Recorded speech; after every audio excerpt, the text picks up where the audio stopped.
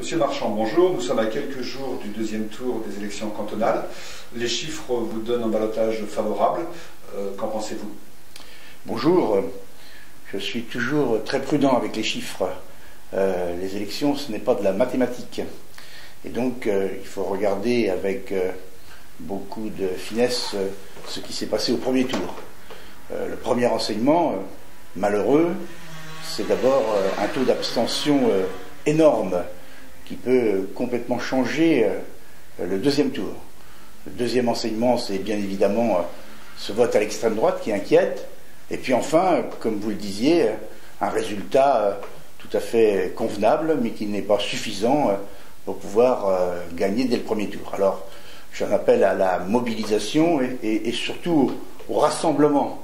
La mobilisation de tous celles et tous ceux qui ont déjà voté pour retourner au bureau de vote, la mobilisation de tous ceux qui m'accompagnent pour convaincre ceux qui se sont abstenus de se déplacer, et puis le rassemblement de celles et ceux qui ont au premier tour choisi de voter pour des sensibilités différentes. Je crois que c'est aujourd'hui une chose entendue. Le rassemblement aussi de ceux qui partagent nos valeurs d'humanisme, de progrès et de justice sociale. Mais tout simplement le rassemblement de toutes celles et tous ceux qui, sur le territoire du canton, souhaitent que nous puissions travailler ensemble à nouveau, au service des habitants, au service des communes, au service tout simplement du développement d'un Saumurois qui nous est cher. Pourquoi les électeurs devraient-ils voter pour vous?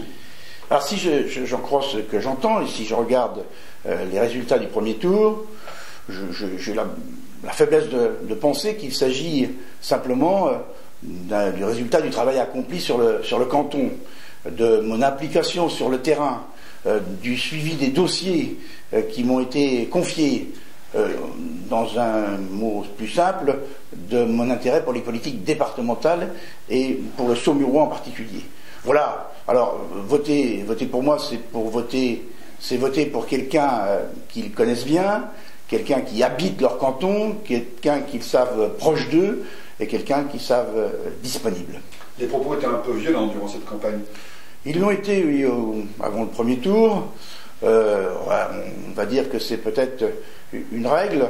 Moi, j'ai pris la décision, et je m'y tiens, bien évidemment, ceux qui me connaissent n'en seront pas étonnés, d'être d'abord un homme de propositions et non un homme de promesses que je ne pourrais pas tenir.